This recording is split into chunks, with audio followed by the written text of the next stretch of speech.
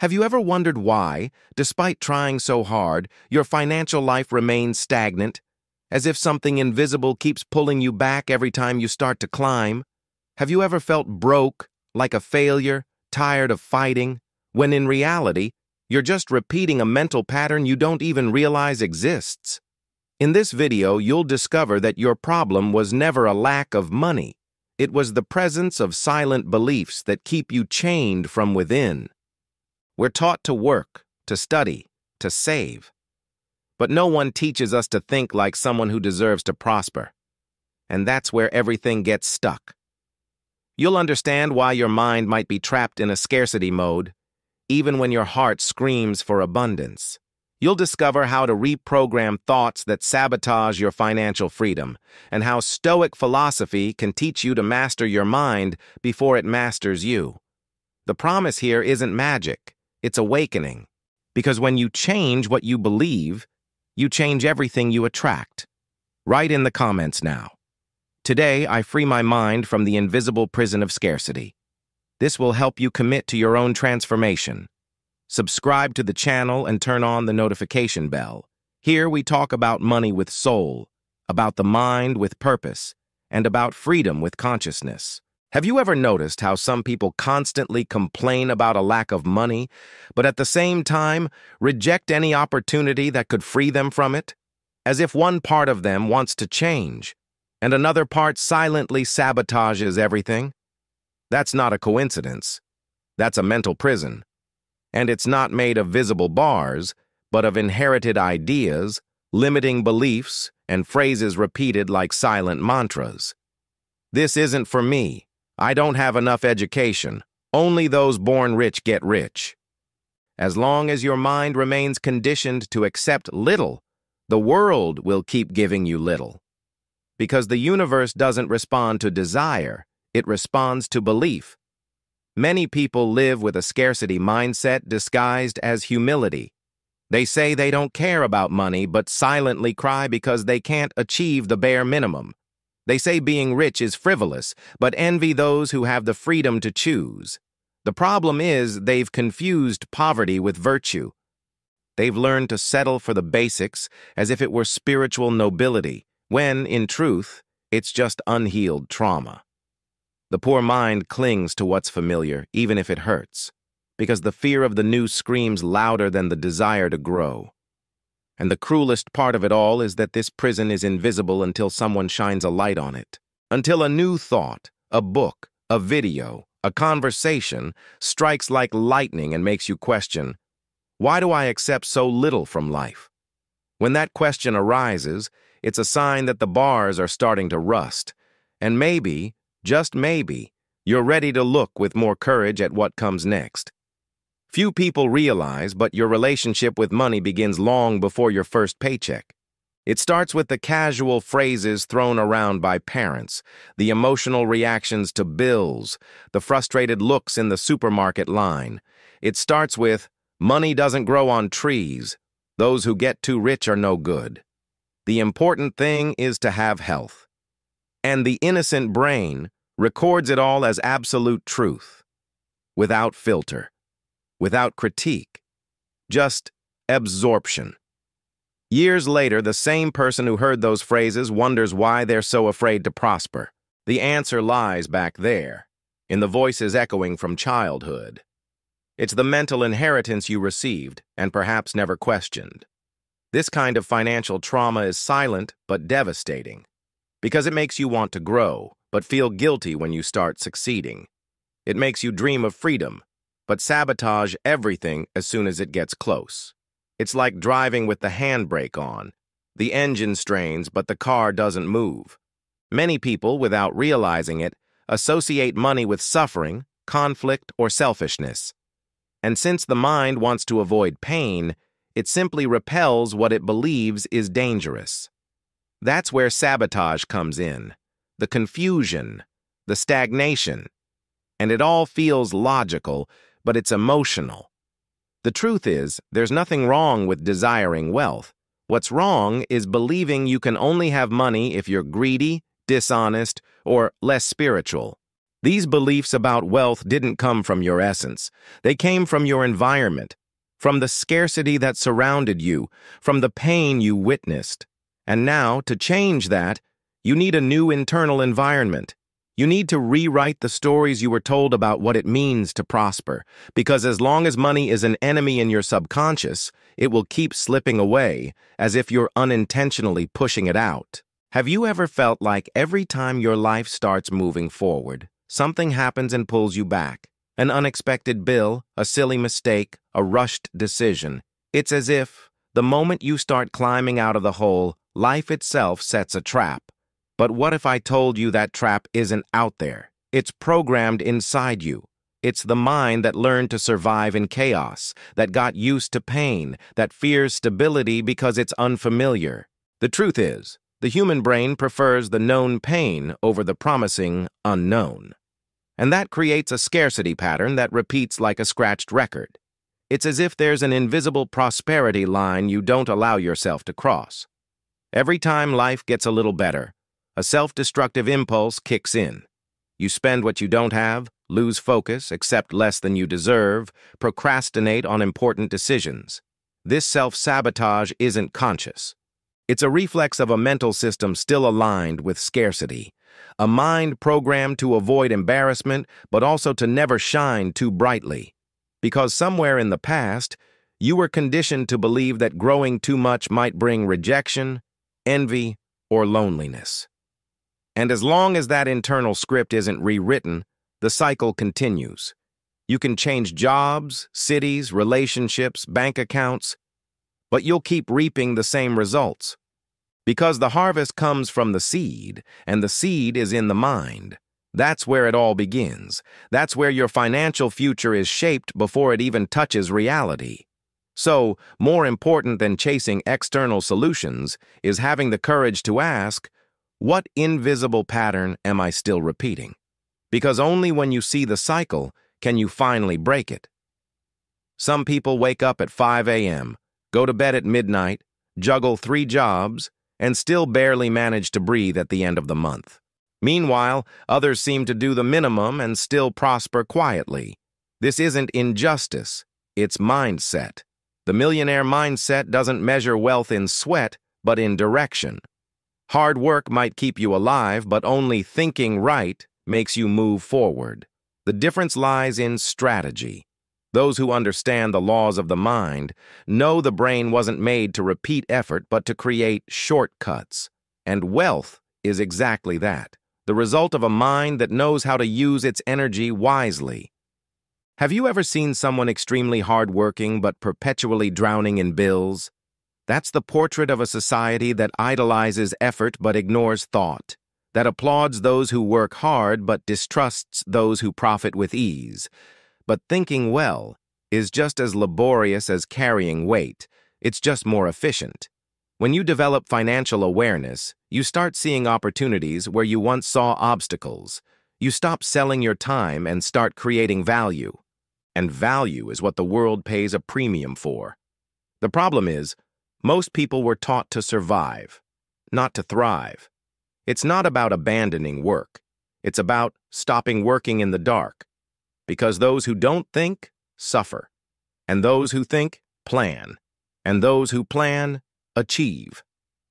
The mind is like an invisible map. If you don't update it, you'll keep following old paths that always lead to the same place. Exhaustion. So, more than waking up earlier or sleeping later, maybe what you need is just one thing: to rethink everything. Because true wealth was never a marathon. It was always a chess game. And only those who learn to pause and plan the next move win. Have you ever stopped to think how a single belief can define how much you earn, save, or lose? What you believe about money shapes, without you noticing, every one of your financial decisions. If you believe money is hard, you'll act anxiously, fearfully, impulsively. You'll avoid risks, settle for little, negotiate poorly. You'll accept low salaries out of fear of losing everything. That's unconscious scarcity in control. Silent but deadly. And the worst part? You don't even realize it's there, steering your life while you think you're just being prudent. Money and the mind are connected by invisible threads. The body acts based on what the mind believes, and reality responds to what the body manifests.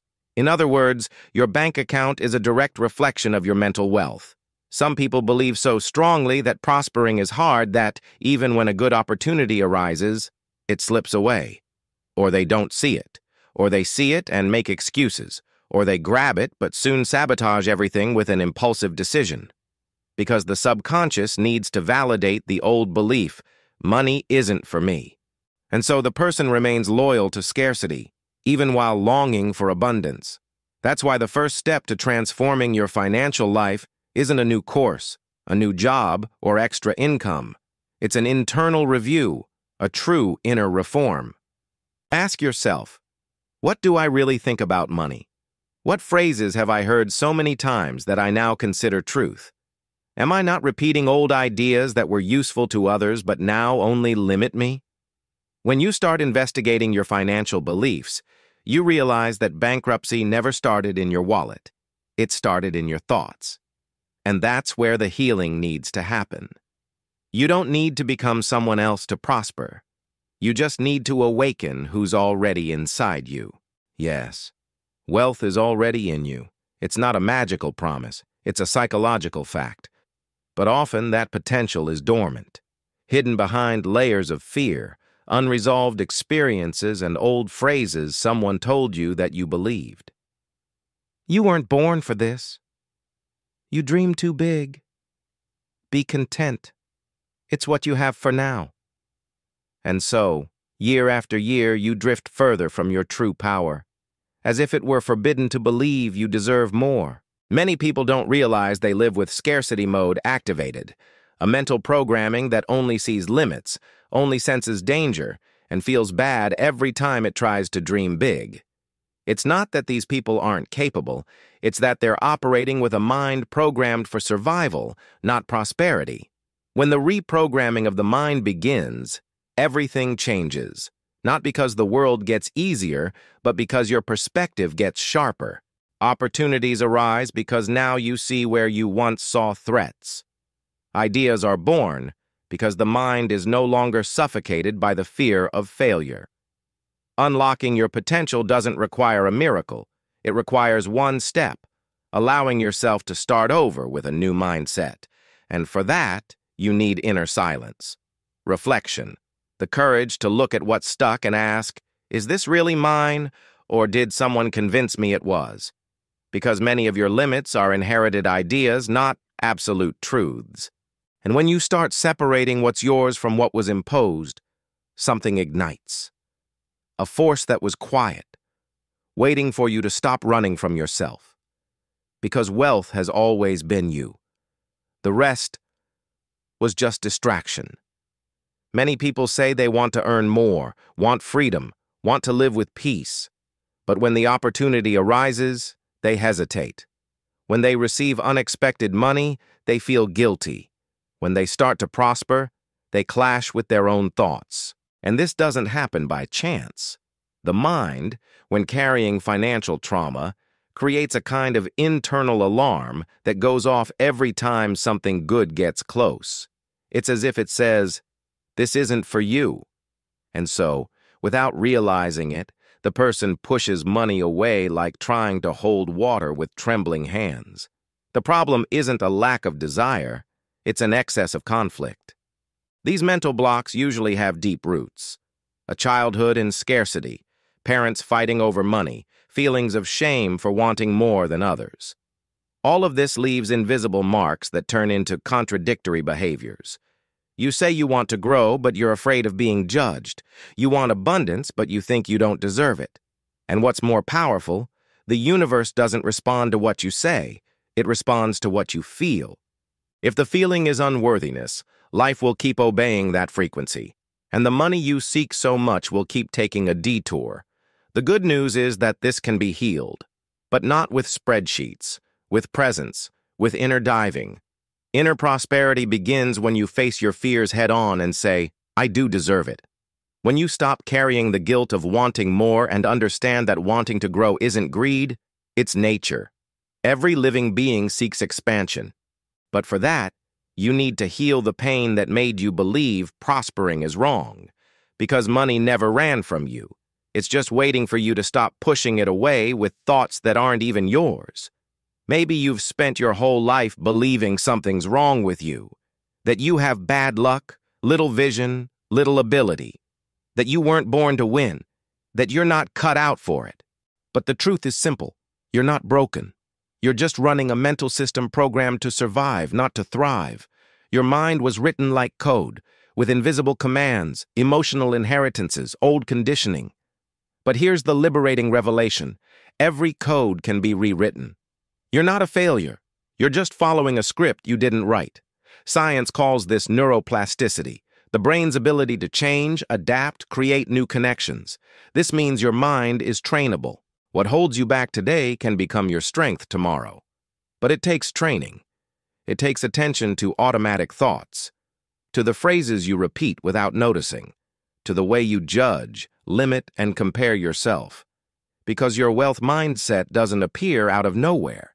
It's built, brick by brick, thought by thought, and the more aware you are of the old commands, the more freedom you have to install new ones. Think of the mind as a garden. If you don't choose what to plant, weeds grow on their own. And those weeds are the voices that say, "It won't work, it's not for me, it's too hard." To flourish, you need to take on the role of gardener. Tend the soil, remove beliefs that no longer serve you, nourish new ideas with action and consistency. Because you weren't programmed to fail, you just weren't taught to win. But now you know you can learn, and that changes everything. Have you ever noticed how some people seem to attract money effortlessly while others chase it, and it escapes? What sets them apart isn't just action, but the frequency they carry within.